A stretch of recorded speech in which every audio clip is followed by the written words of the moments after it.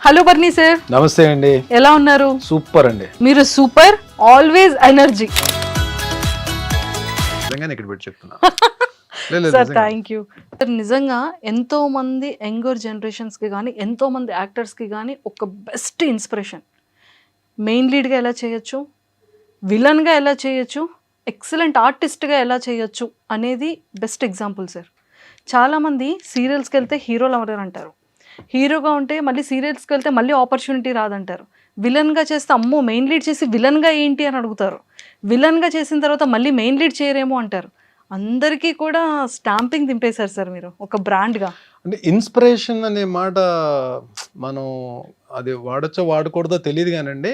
TV వరకు అయితే నేను ఒక మాట చెప్తానండి.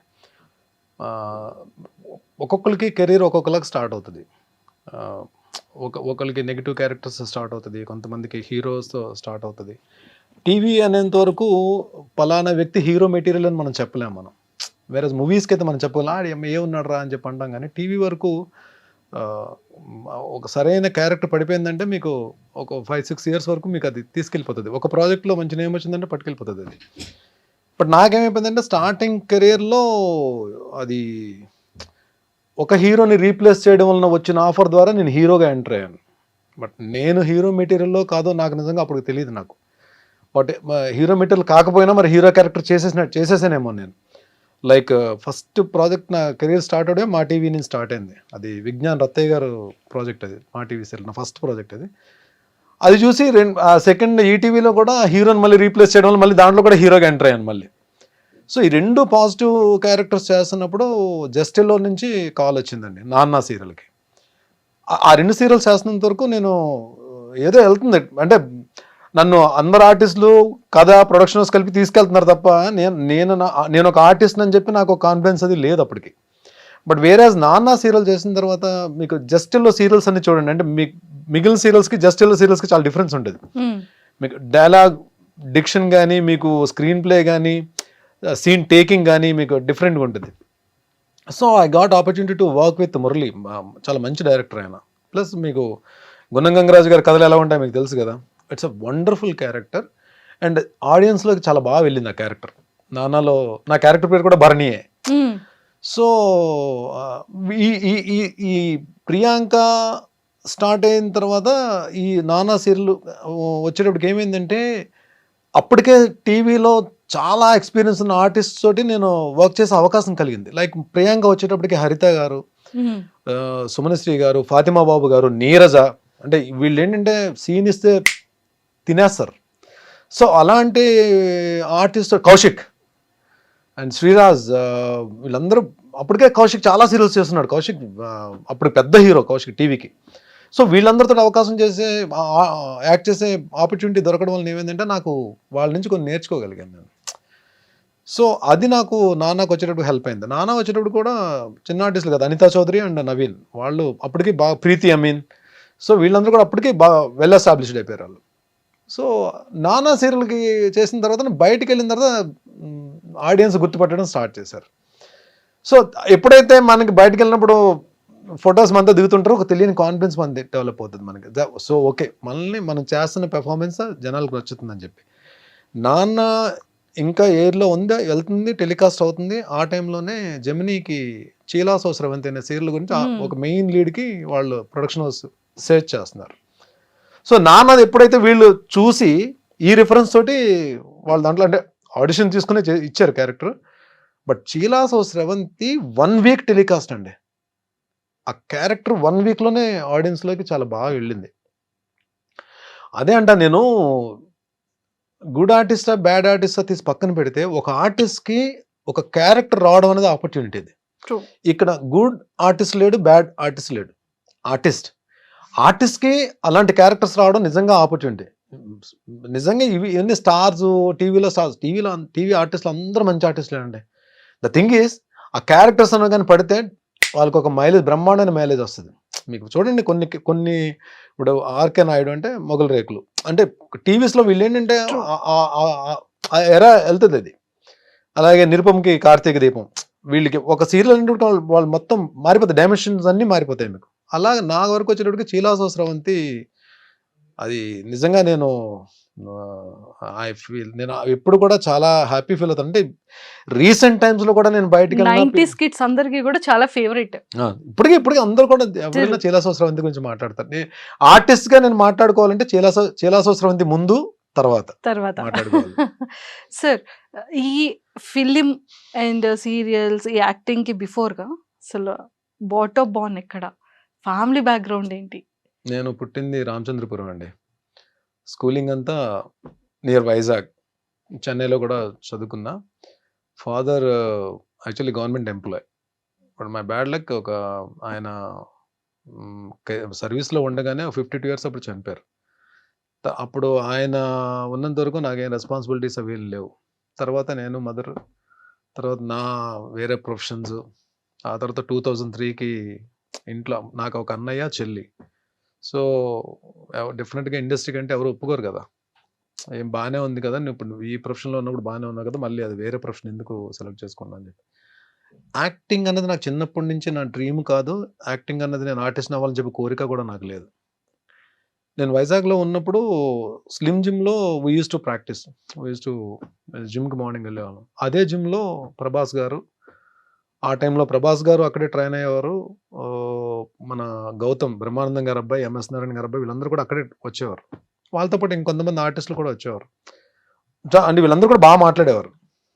సో ఒక డిస్కషన్ జరుగుతున్నప్పుడు నేను అప్పుడు నేను 100 అబోవ్ ఉండేవాడిని, వెయిట్ 110 kgs ఉండేవాడిని పవర్ లిఫ్టింగ్ కొట్టిన తర్వాత. సో డిస్కషన్లో ఎవరో ఇలా పిచ్చాపాటి మాట్లాడుకుంటే ఎవరో సరదా అన్నారు, భరణి కూడా ఇండస్ట్రీకి వస్తే బాగుంటుంది కదా అని చెప్పంటే, యువతలు ఇంకో అబ్బాయి ఎవరో, అప్పుడు నేమ్ రివీల్ చేయడం అనవసరం, అది తను ఏమన్నాడంటే, భరణి ఇండస్ట్రీకి వచ్చిన విలన్ పక్కన కర్ర పట్టుకుని నిలబడి ఎస్ బాస్ అనే క్యారెక్టర్స్ తప్ప ఏమి రావు అని. తను ఏదో నన్ను కించపరచాలని ఏమో అనలేదు, తన ఫ్లోలో వచ్చేసింది అది అనేసాడు.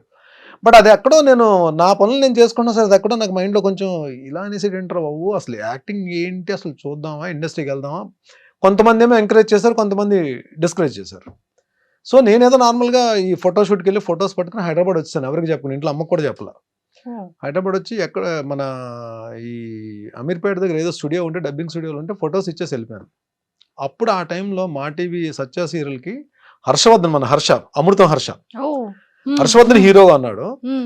సో తనకేదో మరి వేరే స్క్రిప్ట్ ఏదో రాయడమో లేదా తను ఏదో బిజీగా ఉండడం వలన ఆ ప్రాజెక్ట్ నుంచి బయటకు వెళ్తున్నప్పుడు అది సేమ్ ఆ హీరో రీప్లేస్మెంట్ గురించి లక్కీగా నేను ఫొటోస్ ఇవ్వడం వల్ల నాకు కాల్ వచ్చింది. అలాగే నా ఇంట్రో జరిగింది. ఇంకా అక్కడి నుంచి 2003 నుంచి 2020 వరకు అసలు అంటే సీరియల్స్లో అయితే గ్యాప్ లేకుండానే వర్క్ చేశానండి. అంటే కలామ తల్లి బ్లెస్సింగ్స్ మరి ఏమో ఐ డోంట్ నో, ఎక్కడ గ్యాప్ అయితే తీసుకోలేదు. నెంబర్ ఆఫ్ సీరియల్స్ అన్ని ఆల్మోస్ట్ ఆల్ ప్రొడక్షన్ హౌసెస్లో చేశాను. రాఘవేంద్ర గారి కంపెనీలో చేశాను, దాసరి గారి కంపెనీలో చేశాను, ఆర్కా మీడియాలో చేశాను, అన్నపూర్ణలో చేశాను. అన్ని ప్రొడక్షన్ హౌస్లో నేను ఈటీవీ ఇన్ హౌస్ చేశాను, ఈటీవీ జస్టెల్లో చేశాను. సో ఆల్మోస్ట్ అన్ని ప్రొడక్షన్ హౌసెస్లో చేశాను. అలాగే లక్ ఏంటంటే దాసరి గారితో ఆయన డైరెక్షన్లో వర్క్ చేసే అవకాశం దొరికింది. మైథలాజికల్ ఏమో రాఘవేంద్ర గారి డైరెక్షన్లో వర్క్ చేసే అవకాశం దొరికింది. అలాగే ఇప్పుడు మూవీస్లో బోయపాటి గారు, హరీష్ శంకర్ గారు, బాబీ గారు, రీసెంట్ ఆల్మోస్ట్ అందరూ డైరెక్టర్ లేరు, చేయని యాక్టర్ లేరు, ఒక్క నాగార్జున గారు తప్ప. నాగార్జున గారితో చేసే అవకాశం రాలేదు. ముందు రోజుల్లో అది కూడా వచ్చేసేమో, ఎవరు చెప్పారు, చూస్తాం మేము కూడా. సూపర్. అండ్ సార్, 5 years ఎందుకు గ్యాప్ తీసుకున్నారు అనేది పక్కకు పెడితే, ఈ 22 years మీ సక్సెస్ఫుల్ జర్నీలో ఆల్మోస్ట్ 45,000+ ఎపిసోడ్స్, అంటే 70+ సీరియల్స్. అలా 70+ సీరియల్స్ అంటే అన్ని మనం మెయిన్ లీడ్ చేయలేదులేండి. అంటే చిన్న చిన్న characters, important characters, cameo role అన్ని చేశాను, క్యారెక్టర్ ఆర్టిస్ట్ గా, negative roles. But main lead, main villain, anti heroes గా చేసినవి ఆల్మోస్ట్ ఒక 35 to 40 ఉంటాయి. మిగిలినవన్నీ కూడా క్యారెక్టర్ ఆర్టిస్ట్ గా చేశాను. ఈవెన్ ఫాదర్ క్యారెక్టర్స్ చేశాను. లాస్ట్కి వచ్చేటప్పటికి మీకు ఏది ప్రేమ్ నగర్ అన్నపూర్ణ స్టూడియోస్, అది ఫాదర్ క్యారెక్టర్ కానీ మెయిన్ లీడ్ అది. తర్వాత అమ్మ కోసం జెమిని మెయిన్ లీడ్, కథలో Rajakumari main lead, Punnaga main lead. అంటే ట్రూ. ఎండ్లో కూడా చేసినవి అంటే మెచ్యూరిటీ ఉన్న క్యారెక్టర్సే కానీ బట్ మెయిన్ లీడ్ క్యారెక్టర్సే చేశాను నేను. సూపర్. అసలు ఇలా అవుతుండగా అంటే సీరియల్ నుంచి స్టార్ట్ అయింది కదా సార్ మీ జర్నీ. ఫిలింలో ఎలా స్టార్ట్ అయింది? ఫస్ట్ ఫిలిం ఏంటి మీది? సో ఇది చెప్పాలండి, నా పని నేను చేసుకుని వెళ్తున్నా. ఒకరోజు నేను షూటింగ్లో ఉండగానే రాజీవ్ అన్న కాల్ చేశాడు. రాజీవ్ మేమందరం కూడా యూజ్ టు ప్లే క్రికెట్ అందరం కూడా. రాజీవ్ అన్న కాల్ చేసి ఎక్కడున్నారా మీరంతా అని చెప్పంటే ఇంకా 2-3 సరే మేము ఎలా అని చెప్పంటే మేము ఫిలిం సిటీలో షూట్ చేస్తున్నాము యమదొంగ సినిమాకి, తారక్ హీరో యమదొంగ. సో నేను ఒక 3-4 కొన్ని క్యారెక్టర్స్కి ఒక 4 పేర్లు నేను సజెస్ట్ చేశాను. అంటే వాళ్ళకి కూడా కావాలి, కొంచెం ఫెమిలియర్ ఫేసెస్ కావాలి. సో సజెస్ట్ చేశాను, మీరు ఒకసారి ఫిలిం సిటీకి రండి అని చెప్పాను. కానీ షూటింగ్ ప్యాకప్ అయినా మేము వెళ్ళాం. వెళ్తే ఫస్ట్ టైం రాజమౌళి గారిని కలవడం. సో రాజీవ్ అన్న మమ్మల్ని ఇంట్రడ్యూస్ చేశాడు. చూసిన తర్వాత అన్ని క్యారెక్టర్లకి కో డైరెక్టర్ గారు మమ్మల్ని ఓకే చేస్తారు. నాది అందులో మోహన్ బాబు గారు రాజీవ్ కాంబినేషన్. రాజీవ్ అన్న ఇంద్రుడు, నేను వాయుదేవుడు. ఒక ఎపిసోడ్ ఉంటుంది, పెద్ద ఎపిసోడ్ ఉంటుంది, అది యముడు ఇంట్రో తోటి ఎపిసోడ్ ఉంటుంది. ఫస్ట్ టైం అంటే బిగ్ స్క్రీన్ కి వెళ్ళి రాజమౌళి గారితో వర్క్ చేసే అవకాశం. ఫిలిం డైరెక్షన్ రాజమౌళి గారితో స్టార్ట్ చేశారు. సో మొత్తానికి ఆ యమదొంగ సినిమా చేసి వచ్చాం. అంటే మంచి క్లోజులు పడ్డాయి. అప్పుడు క్లోజ్ పడితేనే హ్యాపీ కదా, మనకు ఒక సెపరేట్ క్లోజ్, బయటకు వచ్చి నాకు క్లోజ్ పడిందని చెప్పి.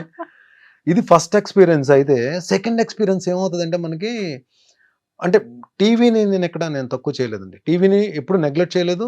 టీవీ నాకు అన్నం పెట్టింది, టీవీ నాకు గౌరవం ఇచ్చింది, టీవీ నాకు సెలబ్రిటీ హోదా ఇచ్చింది, టీవీ నాకు ఫైనాన్షియల్ ఫ్రీడమ్ ఇచ్చింది, టీవీ నాకు అవార్డ్స్ తెచ్చిపెట్టింది, టీవీ నాకు ఒక రకంగా నన్ను ఒక మెట్టు పైకి తీసుకెళ్ళింది నాకు. సో టీవీయే నాకు జనాల్లో గుర్తింపు ఇచ్చింది, టీవీయే ఈవెన్ బిగ్ డైరెక్టర్స్ దగ్గరికి డోర్స్ ఓపెన్ అయ్యేటట్టు చేసింది. సో నేను వెళ్ళే ప్రాసెస్లో అంటే అటు మంచి ఉంటుంది, చెడు ఉంటుంది. మళ్ళీ వేరే సినిమా నుంచి కాల్ వచ్చింది, వేరే మూవీ నుంచి కాల్ వచ్చింది. అంతే కదా, మనం మంచి ఎగ్జైట్ అయిపోయి వెళ్ళిపోతాం కదా. వెళ్ళిపోయి టైమింగ్స్ కొనుక్కున్నాం, వెళ్ళిపోయాం. అప్పుడు నాకు కార్ కూడా లేదు, నేను బైక్ 2 వీలర్ మీద వెళ్ళేవాడిని. సో 2 వీలర్ మీద వెళ్ళిపోయి వాళ్ళు చెప్పిన లొకేషన్కి, అప్పుడు మనకి ఈ స్మార్ట్ ఫోన్స్ లేవు కదా, లైక్ అంటే 2000 స్మార్ట్ ఫోన్స్ లేవు, నార్మల్ ఫోన్సే. కనుక్కొని కోఆర్డినేటర్ గారిని పట్టుకుని లొకేషన్కి వెళ్ళిపోయాను. లొకేషన్కి వెళ్ళిపోయి వాళ్ళు ఒక యూనిఫామ్ ఇచ్చారు, యూనిఫామ్ వేసేసుకున్నాను. ఫస్ట్ టైం నేను పోలీస్ ఆఫీసర్ అని చెప్పి ఒక చిన్న ప్రౌడ్ తోటి లొకేషన్లోకి ఎంటర్ అయ్యాను. హాల్లోగా ఆశీష్ విద్యార్థి కాంబినేషన్ అని చెప్పన్నారు. అప్పటికి ఆశీష్ విద్యార్థి బాగా మూవీస్లో బాగా వస్తున్నారు ఆయన. లోపలికి వెళ్ళేటప్పటికి ఒక 200 మంది పోలీస్ ఆఫీసర్స్ ఉన్నారండి. నా అలాగే యూనిఫామ్ వేసుకుని అందరూ ఉన్నారు. నాకేం అర్థం కాలే ఒక్క నిమిషం. సో నన్ను కొంచెం ఫిట్గా ఉన్న వాళ్ళని, కొంచెం ఆ యూనిఫామ్ కరెక్ట్గా క్యారీ చేసే వాళ్ళని కొంతమందిని, ఒక 30 మందిని సెలెక్ట్ చేసి ఫస్ట్ 3 లైన్స్లో నిలబెట్టారు. నేను 3rd లైన్లో ఉన్నా. ఒకసారి కెమెరా అలా వెళ్ళినప్పుడు సినిమా చూస్తే నా ఫేస్ తెలిసే లోపల కెమెరా వెళ్ళిపోతుంది. మళ్ళీ బ్యాక్ నుంచి ఒక షాట్ వెళ్తుంది. 2 షాట్లు ఉంటాయన్నమాట మొత్తం సినిమాలో. సో నేను వచ్చి షాట్లో నిలబడిన తర్వాత నేను ఈ క్యారెక్టర్ చేయనని చెప్పలేను నేను. సో నేను డిసైడ్ అయిపోయాను. So we have to experience it, we have to face it. అక్కడికి వచ్చిన తర్వాత నేను చేయనండి అని చెప్పడం కూడా కరెక్ట్ కాదు. వాళ్ళ ఆ తక్కువ టైంలో వేరే అంటే ఆ వర్డ్ కూడా నాకు నచ్చదు. జూనియర్ ఆర్టిస్ట్ అనడం కూడా నాకు నచ్చదు. జూనియర్ ఆర్టిస్ట్ కూడా వాళ్ళు కూడా ఆర్టిస్ట్లే. నేను ఆ జూనియర్ అనే పేరు వాడడం కూడా నాకు నచ్చదు. Even I respect them. నేను వాళ్ళు నిజంగా వాళ్ళతో చాలా గౌరవంగా, చాలా పద్ధతిగా మాట్లాడతాను లొకేషన్స్ కూడా. అక్కడ వాళ్ళు కూడా నన్ను బాగా ఇష్టపడతారు నన్ను, ఎందుకంటే చాలా మందితో వర్క్ చేశాను కదా నేను. వాళ్ళు కూడా ఇష్టపడతారు. సో ఏమైపోయిందంటే లంచ్ బ్రేక్ వచ్చేటప్పటికి బయటకు వెళ్తే మొత్తం ఈ 300 మందితో లైన్లో నిలబడి ప్లేట్ పట్టుకుని వెళ్ళాలి, ఉంటుంది కదండి. So I had lunch. నాకు ఎక్కడో ఒకటి నేను చేసింది కరెక్టా రాంగా ఒక తెలియని జడ్జిమెంట్లో ఉన్నాను. అలాగనే వెళ్ళలేను. బట్ నా మనసుకు నేనే సమాధానం చెప్పుకున్నా, నో, ఇది జరగాలి, నువ్వు అన్నీ ఫేస్ చేయాలి ఇండస్ట్రీకి వచ్చిన తర్వాత.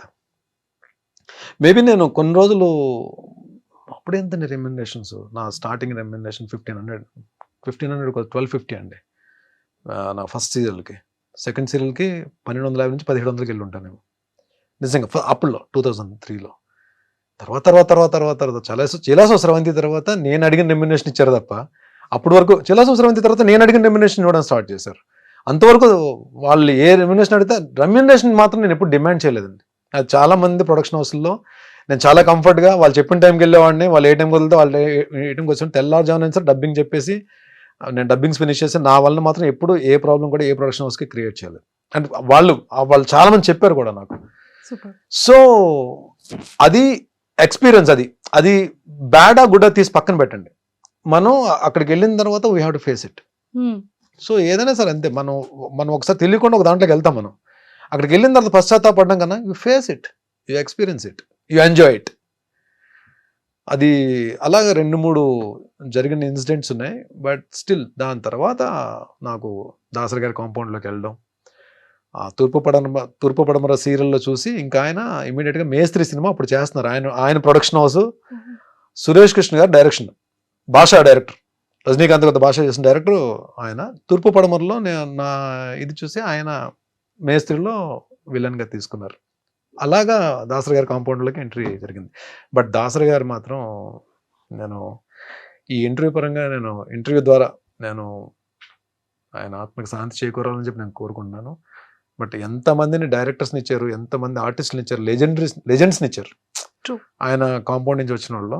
అలాంటి వ్యక్తి భరణి టీవీలో చూసి భరణిని తీసుకెళ్ళి ఆయన మూవీస్లో ఆయన ఉన్నప్పుడు నేను ఎంటర్ అయిన తర్వాత ఆయన చేసిన 4 సీరియల్స్లో మెయిన్ క్యారెక్టర్స్ ఇచ్చారండి. ఆయన ప్రొడక్షన్ హౌస్ నుంచి వచ్చిన 3 సినిమాల్లో కూడా క్యారెక్టర్స్ ఇచ్చారు. పరమవీర్ చక్ర క్యారెక్టర్ ఇచ్చారు, యంగ్ ఇండియా క్యారెక్టర్ ఇచ్చారు, మేస్త్రి మెయిన్ విలన్ ఇచ్చారు. Super sir. అంటే నిజంగా దానికి కావాల్సినటువంటి లక్షణాలన్నీ ఉంటే ఒక ఆర్టిస్ట్ని ఎంత మంచి క్యారెక్టర్ అయినా అతను ఇవ్వడానికి రెడీ. True, super. అండ్ మేస్త్రి ఫస్ట్ ఫిలింలో మంచి మెయిన్ విలన్ క్యారెక్టర్. సార్ ఎలా అనిపించింది ఆ స్క్రీన్ షేరింగ్ కానీ హీరోతో? సూపర్ అండి, ఫెంటాస్టిక్. నాకు ఆ సినిమా ద్వారా పరిచయమైన ఇంకొక అద్భుతమైన ఆర్టిస్ట్, అద్భుతమైన వ్యక్తి శ్రీహరి గారితో 3 days అండి ఒక భీకరమైన యాక్షన్ ఎపిసోడ్ ఉంటుంది. అంటే ఎలా ఉందంటే దెబ్బ తగిలిందా, పడ్డానా, ఏం చేసానో తీసి పక్కన పెడితే ఇక్కడ ఇంతకు మించి మనం ప్రూవ్ చేసుకోవడానికి ఒక ప్లాట్ఫామ్ మనకు దొరకదు అని ఆలోచన తప్ప వేరేదేం లేదు.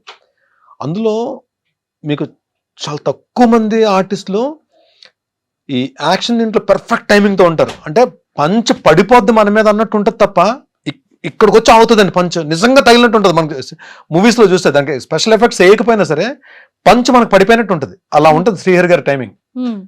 మెగాస్టార్ చిరంజీవి గారు ఒకరు, శ్రీహరి గారు ఒకరు, కొంతమంది చాలా తక్కువ మంది హీరోస్ అండి ఆర్టిస్ట్లో.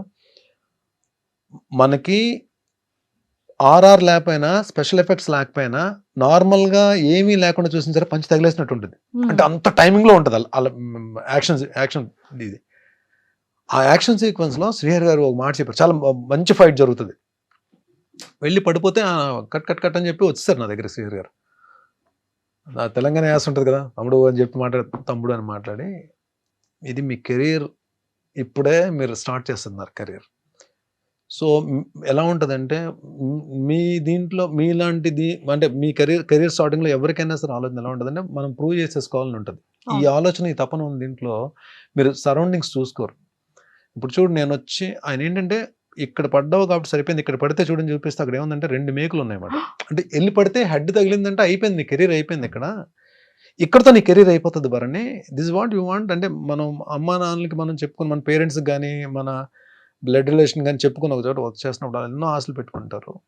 బట్ ఇలాంటిది మనం ఎస్పెషల్లీ యాక్షన్ సీక్వెన్స్ అప్పుడు నువ్వు పడేటప్పుడు వీళ్ళు కూడా ఇక్కడ అందరూ ఉంటారు, కానీ ఎవరు వర్క్లో వాళ్ళు బిజీ ఉంటారు, అన్నీ చూసుకోవాలని లేదు, మనమే చూసుకోవాలి జాగ్రత్తగా అని చెప్పి ఒక 5 minutes క్లాస్ తీసుకున్నారు ఆయన. అంటే ఇవన్నీ అంటే నాకు కెరీర్ స్టార్టింగ్లో ఇలాంటి అడ్వైజ్లు అన్నీ కూడా నాకు చాలా హెల్ప్ అయ్యాయి. నాకు ట్రూ, నిజంగా ఇంత మంచి యాక్టర్కి ఏదైనా అయ్యుండుంటే, దెబ్బ తగిలి ఉండుంటే, ఫేస్ కి ఏదైనా అంటే మంచి యాక్టర్ చెడ్డ యాక్టర్ తెలియదు కానీ దెబ్బ తగిలి ఉంటే మాత్రం డెఫినెట్ ప్రమాదం. అంటే ఆ సినిమాలో ఇద్దరితో పెద్ద యాక్షన్, మోహన్ బాబు గారితో యాక్షన్ సీక్వెన్స్. అంటే ఆ స్టార్టింగ్ లోనే పెద్ద ఆర్టిస్టులతోటి అంటే యాక్ట్ చేసే అవకాశం దొరికింది. ప్లస్ గురుగారు దాసరి గారి డైరెక్షన్లో. సూపర్. అండ్ సార్ బాహుబలిలో కూడా చేశారు. యాక్చువల్లీ ప్రభాస్ గారు మీరందరూ కలిసి జిమ్ చేసేవాళ్ళు. స్టార్టింగ్ ప్రభాస్ గారు స్టార్టింగ్ అంటే ఒకటే జిమ్ కలిసి, అంటే అదే టైంలో మేము చేస్తున్న టైంలో ఆయన ప్రభాస్ గారు కూడా వచ్చేవారు. But same gym, slim gym లోనే ఆయన కూడా వచ్చేవారు. Same gym. సో యాక్టింగ్ చేసేటప్పుడు అంటే ఆ బాహుబలిలో ఉండేటప్పుడు ఆ ఇంట్రాక్షన్ జరిగిందా ఇద్దరు? ప్రభాస్ గారికి నాకు కాంబో లేదండి. కానీ ప్రభాస్ గారు రాణా గారు ఇద్దరు కూడా లొకేషన్ లోనే ఉండేవారు. ఎందుకంటే ఏదో ఒకటి అక్కడ ఏదో ప్రాక్టీస్ జరుగుతూనే ఉండేది. బట్ నాకు ఆయన నేను ఎందుకంటే ఒక్క రాజమౌళి గారు లొకేషన్ లోనే ఏంటంటే అక్కడ చిన్న ఆర్టిస్ట్ పెద్ద ఆర్టిస్ట్ అవేం ఉండవు. అందరు కలిసి కూర్చొని లంచ్ చేస్తారు. లంచ్ లో అందరు మొత్తం ఆల్ రమా మేడము, డైరెక్టర్ రాజమౌళి గారు, వల్లి గారు మొత్తం అందరూ ఒక దగ్గర కూర్చుంటారు. ఆర్టిస్టులు అందరూ ఒక దగ్గర కూర్చుంటారు. నాకేంటి అప్పటికే ప్రభాస్ బాహుబలి 1 కన్నా ముందే ఆయన బాగా ఎస్టాబ్లిష్ అయిపోయారు. ఆయన టాప్ దీంట్లో ఉన్నారు. అందరు రానాగారాలు అందరూ కూర్చుంటే నాకు అక్కడ అదే టేబుల్ మీద నాకు ప్లేట్ పెట్టారు. మనకి చిన్న బ్యాడ్ ఎక్స్పీరియన్స్లు ఉన్నాయి కదా, ఎక్కడో చిన్నది ఉంటుంది. ఒరే బాబు, మనకు నిజంగానే అక్కడికి వెళ్ళి కూర్చునే స్థాయి ఉందా, అర్హత ఉందా, ఇలా అంటే మన ఆలోచన ఇలా ఉంటుంది. So I don't know, but ఇమీడియట్గా అంటే వాళ్ళు ఏంటంటే ఓన్ చేసేసుకుంటారండి. అక్కడ మనిషిని ఓన్ చేసేసుకుంటారు. వాళ్ళే అడిగేస్తారు. మనం ఇది కావాలని చెప్పి మనం ఏది అడగక్కర్లేదు. మరిని రామ్మ కూర్చో రమా గారు పిలిచేస్తారు. రమా గారే మనకి ఏమన్నా కావాలంటే టచ్అప్ ఆవిడే చేసేస్తారు. రమా మేడమే మన ఆర్నమెంట్స్ ఏమైనా ఉంటే ఆవిడే సెట్ చేసేస్తారు. అసలు మనం ఇది కావాలి, ఇది ఏంటి మన మిర్రర్లో కూడా చూసుకోవాల్సిన అవసరం లేదు. షార్ట్లోకి వెళ్ళినప్పుడు పర్ఫెక్ట్గా తీసుకెళ్ళి నిలబెడతారు. అంటే వాళ్ళు ఆర్టిస్ట్ని మాత్రం భలే ట్రీట్ చేస్తారండి. అది మాత్రం ఆ లొకేషన్లో అంటే వర్కింగ్ స్టైల్ అలాగే ఉంటుంది, బట్ ట్రీట్మెంట్ కూడా అలాగే ఉంటుంది. బట్ ఆ టైంలోనే మాట కలిసాం. కానీ బట్ అప్పటికి నేను నా గెటప్లో ఉన్నాను. అది మార్తాండవర్మ క్యారెక్టర్. ప్రభాస్ నన్ను చూసి ఆయన ప్రభాస్ గారు గుర్తుపెట్టుంటారు. బట్ నేను ఎప్పుడు అక్కడ ఒక 3 days 4 days ఆయన వచ్చున్నారు ఆయన లొకేషన్కి. బట్ నేను కలిసి మన ఇద్దరం స్లిమ్ జిమ్లో కలిసి వర్క్ చేసాం అని చెప్పి నేను ఛాన్స్ తీసుకొని చెప్పలేదు నేను. బట్ చెప్పినా ఆయన డెఫినెట్గా పాజిటివ్గా రియాక్ట్ అవుతారు. I know about him. But నాకేందుకంటే నేను ఫస్ట్ టైం అంత పెద్ద దీంట్లో రమ్యకృష్ణ గారు, నాజర్ గారు, సత్యరాజ్ గారు వీళ్ళందరూ కాంబినేషన్ ప్లస్ ఒక 500 మంది జూనియర్ ఆర్టిస్టులు వీళ్ళందరితో కలిసిన అది ఎపిసోడ్ కదా నాది. నా టెన్షన్లో నేను ఉన్నాను. ప్లస్ ఎందుకంటే నేను ఈ మూవీ యమదొంగకి రాజీవ్ అన్న రిఫరెన్స్ తోటి వెళ్ళాం కాబట్టి ఆ క్యారెక్టర్ ఏం తీసుకోలేదు. బట్ దీనికి ఆడిషన్ ఆయనే చేశారు. ఆయన ఆఫీస్కి పిలిచి ఆయన హోమ్ థియేటర్లో కూర్చుని మొత్తం డోర్స్ అని వేసేసి ఆడిషన్ తీసుకున్నారు రాజమౌళి గారు ఆ క్యారెక్టర్. తెలుగు తమిళ్ 2 డైలాగ్స్ చెప్పాలన్నమాట. అంటే సేమ్ డైలాగ్స్, తెలుగు వెర్షన్ ఒక షాట్, తమిళ వెర్షన్ ఒక షాట్. ఆ టెన్షన్ తమిళ డైలాగులు కూడా ఉన్నాయని చెప్పి ఆ దీంట్లో ఉండేవాడిని కాబట్టి ఎవరిని పెద్ద పలకరించి నా పనిలో నేను ఉండేవాడిని అనమాట. But it was a great experience working with Rajamouli sir. కలాం తల్లి. నెక్స్ట్ ఫిలిమ్స్ లో రాజమౌళి సార్ నెక్స్ట్ అంత మనం రాజమౌళి గారి సినిమాలో 2 సినిమాలు చేసాం కానీ మన కాల్ వచ్చేస్తుంది అనుకుంటే అది పొరపాటు అండి. అది ఎవరో లక్ ఎవరు మావాడు శేఖర్ కదా, పేరే ఛత్రపతి శేఖర్ అని పెట్టారు. అంటే రాజమౌళి గారి మూవీస్ లో మ్యాక్సిమం ఉంటాడు. శేఖర్ కి లక్ ఉంటుంది కానీ అందరు ఆర్టిస్టులకి అలా రాదు, అంటే రిపీట్ చేయడానికి రాదు. But one thing I'm sure about that, ఈ క్యారెక్టర్ కి భరణి పనికొస్తాడు అంటే అది ఒక సీన్ క్యారెక్టర్, ఒక షాట్ క్యారెక్టర్, భరణి పనికొస్తాడు అని చెప్పి ఆయన కనిపిస్తే మాత్రం ఎక్కడున్నా పట్టుకెళ్తారు. సార్ నిజంగా డైరెక్టర్స్ మైండ్ లో అంతమంది యాక్టర్స్ ఎలా ఉంటారు సార్ ఆ మైండ్ లో? అంతే, అది మనం అంతే, అదొక few people are like walking encyclopedia అంతే. సూపర్. అండ్ చాలా మంది యాక్టర్స్ తో కూడా చేశారు. అంటే బాలయ్య బాబు గారు అఖండ 2లో కూడా ఉన్నారు. అఖండ 2 చేస్తున్నాను మీకు ఎలా ఎవరు చెప్పారు మీరు? అంటే మేము బ్యాక్ ఎండ్ రిలీజ్ అవ్వలేదు కదండి. రిలీజ్ అవ్వకపోయినా పర్లేదు సార్, కానీ అఖండ 2లో ఉన్నారు సార్. అఖండ 2లో బాగుంటుందండి, మంచి యాక్షన్ ఎపిసోడ్ ఉంటుంది. అంటే అది సిచ్యువేషన్ ఏంటని నేను చెప్పడం కరెక్ట్ కాదు కానీ మంచి ఎపిసోడ్ ఉంటుంది. నన్ను కొట్టిన తర్వాత ఆయన చెప్పే డైలాగులు పేలిపోతాయి, నెక్స్ట్ లెవెల్ ఉంటాయి. అంటే ఆ మూమెంట్ ఉంటుంది. ఆయన బాలయ్య గారు బోయపాటి గారు అంటే మీకు డైలాగ్స్ ఎలా ఉంటాయో తెలుసు కదా, మామూలుగా ఉండదు అది.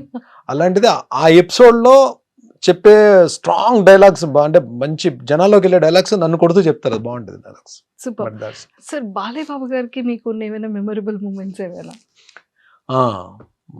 బాలయ్య బాబు గారికి అరే నాకు మామ కాదు కాదు. బాలయ్య బాబు గారు యాక్చువల్లీ నేను ఆయనతో డిక్టేటర్ అనే మూవీ వచ్చింది శ్రీవాస్ గారి డైరెక్షన్లో. నేను ఆయనతో క్యారెక్టర్ చేశాను కానీ అది నా అదృష్టం వల్ల ఏంటో అది ఎడిటింగ్లో క్యారెక్టర్ లేచిపోయింది. ఒక రెండు మూడు షార్ట్స్లోనో ఒక మ్యాక్సిమం 5 షార్ట్స్లోనో ఉంటాను నేను. అప్పుడే బాలయ్య బాబు కొంచెం పరిచయం. బాలయ్య ఆయన ఎనర్జీ లెవెల్స్ అంటే ఆన్ స్క్రీన్ మీకు చూసింది చాలా తక్కువ అండి. ఆఫ్ స్క్రీన్ కూడా చాలా ఎనర్జెటిక్గా ఉంటారు ఆయన. సో లొకేషన్లో మార్నింగ్ 6:30 6:45 ఫస్ట్ షాట్. వీళ్ళు ఏంటంటే ప్లాన్ చేసుకుంటారు కదా యాక్షన్ సీక్వెన్స్లు అన్నప్పుడు. ఆర్టిస్టులు అందరూ ఉన్నప్పుడు, అంతమంది ఆర్టిస్టులు ఉన్నప్పుడు కొంచెం టైం టేకింగ్ ఎక్కువ ఉంటుంది కదా. బట్ ఈవెన్ దో వాళ్ళు 7:30 ఫస్ట్ షాట్ పడితే ఏమవుతుందంటే వాళ్ళకి వర్క్ ఫాస్ట్ అవుతుంది. సో 7:30 అనేటప్పటికి మనం ఏమనుకుంటాం మామూలుగా, ముందు వేరే షార్ట్స్ తీసి తర్వాత హీరో గారు వచ్చిన తర్వాత ఫస్ట్ షార్ట్ 7:30కి ఆయన షార్ట్ పడుతుంది బాలయ్య గారు. అంటే ఆయన ఏంటి 6కి ఎంతకు వచ్చేయాలి కదా. ఈయన 6కి వచ్చేస్తారని చెప్పి మనం కాంబినేషన్లో ఉంటాం. ఏ షార్ట్ పడతారో తెలియదు కదా. మనకు ఒక టైం చెప్పేస్తారు 6:45 విత్ మేకప్ అని చెప్తే మనం ఫిలిం సిటీలో షూటింగ్ అంటే ఇక్కడ 5కి బయలుదేరాలి. ఎన్ని రోజులు నేను ఒక్క 2 మినిట్స్ అయినా ఆయనకన్నా ముందుందని ట్రై చేసిన. లాస్ట్ వర్కింగ్ డే ముందు రోజు ఏంటో ఆయన కారు కరెక్ట్గా ఎంటర్ అవుతుంది ఫిలిం సిటీలోకి, ఆయన వెనక నేను ఎంటర్ అయ్యాను. అదొక రోజు అంటే అచీవ్ చేయగలిగాను అనమాట. అంటే అట్లీస్ట్ ఆ కార్ని కొంచెం వెళ్ళగలిగాను. ఆయన బాబోయ్ నెక్స్ట్ లెవెల్ అండి బాబు. ఆయన పంక్చువాలిటీ కానీ, ప్లస్ ఇంకోటి మనం యాక్షన్ సీక్వెన్స్లు కానీ బాగా చేసి టైమింగ్లో చేస్తే ఆయన చాలా బాగా మెచ్చుకుంటారు. నాకు దీంట్లో కొన్ని రిస్కీ షాట్స్ ఉంటాయి, అంటే రోప్ షాట్స్ అవి ఉంటాయి. అది లక్కీగా ఏంటంటే అంతమంది మనకి ఎలా ఉంటుంది మన మైండ్ సెట్, అంతమంది ఆర్టిస్టులు వెయిట్ చేస్తున్నప్పుడు, ఇంత ప్రొడక్షన్ హౌస్, ఒక పక్క ఫైట్ మాస్టర్స్, ఒక 2 కెమెరాస్, వీళ్ళందరూ ఉన్నప్పుడు మనం ఒక సింగిల్ టేక్ చేయకపోతే మన గురించి అందరూ మళ్ళీ వెయిట్ చేయాలి. మనకు అది ఒకటి ఉంటుంది కదా మైండ్లో. లక్కీగా ఒక రిస్కీ షాట్ సింగిల్ టేక్లో అయిపోయింది. ఇమీడియట్గా బాలయ్య అన్నారా? Super sir. అంటే ఒక యాక్టర్కి ఇలాంటి నెగిటివ్ క్యారెక్టర్స్ వచ్చేటప్పుడు ఇది చెప్పడం మర్చిపోయాను. మనం యాక్షన్ సీక్వెన్సెస్లో అలాంటి రిస్కీ షాట్స్ మనం చెయ్యాలి. మనం కెమెరా ముందు నిలబడి డైలాగ్స్ చెప్పడం కూడా కాదండి. ఇప్పుడు ఈ రోజు రేపు మనకి అంటే ఆల్మోస్ట్ ఈవెన్ ఓటీటీ ప్లాట్ఫామ్ కానీ, ఈ మా బిగ్ స్క్రీన్స్ కానీ, పెద్ద హీరోస్ చేస్తున్నప్పుడు ఎక్కడో దగ్గర యాక్షన్ సీక్వెన్స్లో పడతాం మనం వెళ్ళి. సో కదా, ఈ యాక్షన్ సీక్వెన్స్లో పడినప్పుడు రిస్కీ షాట్స్ చేయడానికి మనం అమ్మో ఈ షాట్ నేను చేయలేను అన్నాం అనుకోండి, అక్కడ డూప్ని పెట్టి చేయించవచ్చేమో, కానీ నెక్స్ట్ మూవీ మళ్ళీ మనకు కాల్ రాదు. What it you have to risk there. అక్కడ రిస్క్ చేయాలి. నేను చేయలేను అంటే ఆ టైంకి డూప్ని పెట్టేస్తారు, మన కాస్ట్యూమ్ తీసేసి డూప్ కేసి ఆ షార్ట్ ఫినిష్ చేస్తారు. కానీ అక్కడ ఏమవుతుంది నెక్స్ట్, బర్నీ వద్దులండి యాక్షన్ సీక్వెన్స్ 100కి మనోడు చేయలేనని చెప్పంటాడు. అది వెళ్ళిందంటే కరెక్ట్ కాదు. అది మనం రిస్క్ చేయాలి. ఆ రిస్క్ చేయాలంటే మనకు ఫస్ట్ ఉండాల్సింది ఏంటి? ఫిజికల్ ఫిట్నెస్ ఉంటే, మనం ఫిట్నెస్లో ఉంటే ఎలాంటి రిస్క్ షాట్ అయినా చేయడానికి మనకి ముందు చెప్పేస్తుంది. ఇది connection between heart and mind. ఇది గట్స్, దీన్ని జాగ్రత్తగా తీసుకెళ్ళరా అని చెప్పి ఆ టైమింగ్లో కానీ చేయగలిగితే మనం happily we can do. Super. కానీ ఆ రూఫ్ కట్టేటప్పుడు కానీ, ఆ ఫైటింగ్ సీక్వెన్సెస్లో కానీ ఎంత జాగ్రత్తగా ఉన్నా ఖచ్చితంగా చిన్న చిన్న దెబ్బలు 100% వెళ్ళి లారీని వెళ్ళి ఎక్కడో ఉంటుంది. లారీ ఆల్మోస్ట్ ఒక 40 feet దూరంలో ఉంటుంది. వెళ్ళి లారీకి వెళ్ళి గుద్దుకుంటే ఆ లారీ నిండా గన్నీ బ్యాగ్స్ ఉంటాయి. నాతో పాటు బ్యాగ్స్ అన్ని కింద పడతాయి. ఇది షార్ట్. ఇది షార్ట్ తేడా అయింది అనుకోండి, మళ్ళీ కిందకి పడిన గన్నీ బ్యాగ్స్ అన్ని మళ్ళీ లారీ ఎక్కించాలి కదా. ఇక్కడ ఎంత కదా వీళ్ళకి, అంటే అది అలా వెళ్ళిపోతుంది ఫ్రేమ్లో షార్ట్. ఫ్రేమ్లో మనకు సినిమా చూసినప్పుడు అలా వెళ్ళిపోతుంది, కానీ దాని వెనక ఎంత ఉంటుందంటే వర్క్ అసలు బ్లాస్ట్లు అవుతాయి పర్ఫెక్ట్గా. మళ్ళీ నా ల్యాండింగ్ కూడా పర్ఫెక్ట్గా ల్యాండ్ అవ్వాలి. ఏది దాన్ని తగులుకొని బ్యాగ్స్ అన్ని మీద పడుతున్నప్పుడు కూడా ల్యాండింగ్ కరెక్ట్గా ల్యాండ్ అవ్వాలి. ఎక్స్ప్రెషన్ మిస్ అవ్వదు, పెయిన్ ఎక్స్ప్రెషన్ ఇవ్వాలి. ఇంతలో పెయిన్ ఎక్స్ప్రెషన్ ఇవ్వాలి. At the same time dust అంతా పడుతుంటది, కింద నుంచి బ్లోయర్స్ తో కొడుతుంటారు. మళ్ళీ కింద నుంచి బ్లోయర్స్ తో కొడుతుంటారు కదా డస్ట్ కి.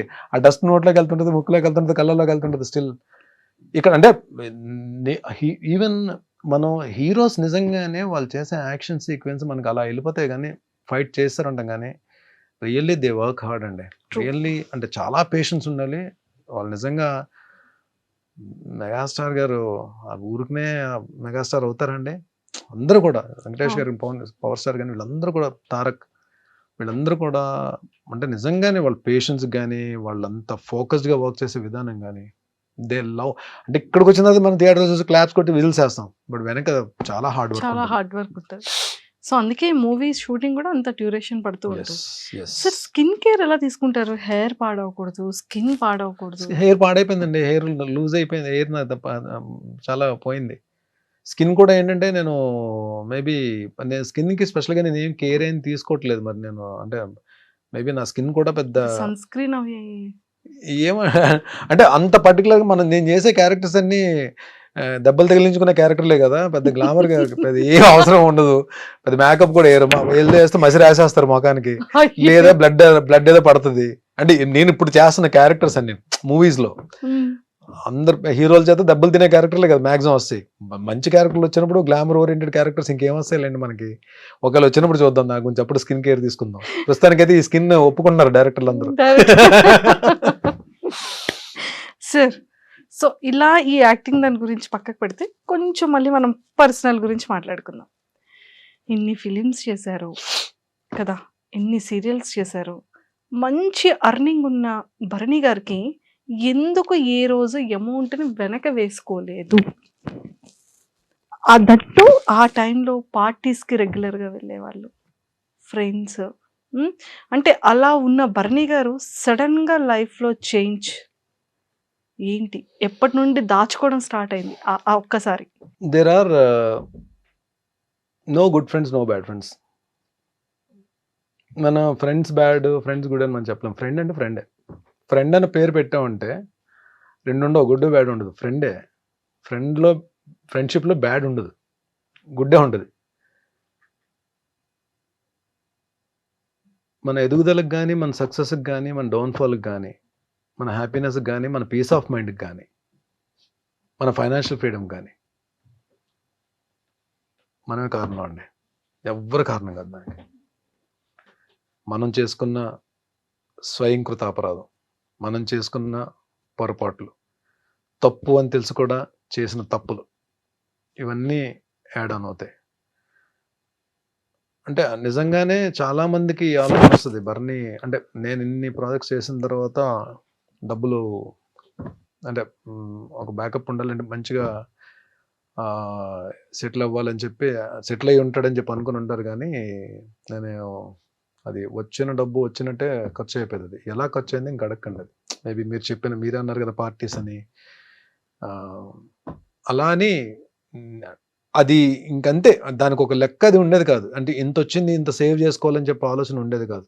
నాట్ ఓన్లీ పార్టీస్ ఒక్క దగ్గరే కాదు, అది ఫ్రెండ్స్ అడిగారని, వాళ్ళు అడిగారని, వాట్ ఎవర్ మేబీ అది అలా వెళ్ళిపోయింది. వెళ్ళిపోతున్న ప్రాసెస్లో ప్లస్ ఏంటంటే నేను టీవీలో బిజీగా ఉండి ఒక పక్క అడపదడప ఎప్పుడో 3 months 4 months ఒకసారి సినిమాలు కూడా చేస్తూ, మూవీస్ కూడా చేస్తూ, ఒక సర్టెన్ ఇన్కమ్ ఉన్నప్పుడు వెళ్ళి ప్రొడక్షన్ హౌస్ ఒకటి పెట్టి మా టీవీలో ఒక తాలికట్ శుభవేళ సీరియల్ ప్రొడక్షన్ చేశాను. అంటే అది యాక్చువల్లీ ప్రొడక్షన్ చేయడం అనేది ఒక ఆర్ట్ అండి. అది నాలాంటి ఒక ఫైనాన్షియల్ డిసిప్లిన్ లేనోడు, డబ్బును ప్రేమించనోడు, డబ్బు అంటే విలువ లేనోడు అసలు ఏ బిజినెస్ చేయకూడదండి. ఫస్ట్ ఆఫ్ ఆల్ నిజంగానే ఏదన్నా మనం మనస్ఫూర్తిగా ప్రేమించి ఫోకస్డ్గా ఉంటేనే అది మన దగ్గర ఉంటుందండి, లేదంటే అది ఉండదు. అది డబ్బైనా ఏదైనా సరే. సో నేను వెళ్తున్న దాంట్లో ఆ టైంలో చేయకూడదు. ఆ ప్రొడక్షన్ హౌస్ చేయడం వలన అందరూ చాలా కోఆపరేట్ చేశారు, అందరూ హెల్ప్ చేశారు, అందరూ బాగా నన్ను సపోర్ట్ చేశారు. ప్లస్ నాకు ఆ ప్రొడక్షన్ చేయడం రాక నేను డబ్బులు పోగొట్టుకున్నాను. నేను లాస్ట్ షెడ్యూల్ అయితే పాపం కొంతమంది ఆర్టిస్టులకి నేను పేమెంట్స్ కూడా ఇవ్వలేకపోయాను నేనున్న పరిస్థితుల్లో. ఏవైతే ఇంట్రెస్ట్లకి తెచ్చిన అమౌంట్స్ అయితే ఉన్నాయో అవి క్లియర్ చేయగలిగాను తప్ప లాస్ట్ షెడ్యూల్ నేను కొంతమందికి పాపం నేను ఇవ్వలేకపోయాను. బట్ వాళ్ళు కూడా తెలిసిన తర్వాత ఆర్టిస్టులే కాబట్టి కొంతమంది బాధపడి ఉండొచ్చు, కొంతమంది మాత్రం సరే డబ్బులు బాగా పోయాయి కదా అని చెప్పి కొంతమంది, అంటే లాస్ట్ షెడ్యూల్ వరకు అయితే మొత్తం క్లియర్ చేస్తాను, అందరికి ఎవరికి ఇది లేదు. కొంతమందికి నేను ఇవ్వలేకపోయాను, వాళ్ళు కూడా అడగలేదు. బట్ డెఫినెట్లీ వాళ్ళకి ఏదో రోజు నేను పిలిచి మరి నేను అంటే చిన్న చిన్న పెద్ద పెద్ద అమౌంట్లు ఏం కాదులేండి. ఆ లాస్ట్ షెడ్యూల్ అంటే ఏముంటాయండి, మేము 3-4 డేస్ వర్కింగ్ డేస్ పేమెంట్స్ ఉంటాయి అలా. అవి ఒక 3-4 అంతే. ఇది ఏ ఇయర్ లో సార్ జరిగింది? ఇది 2015 అండి. 2015 నుంచి 2016 అన్నిలో టాప్ మంది తగిలిందండి.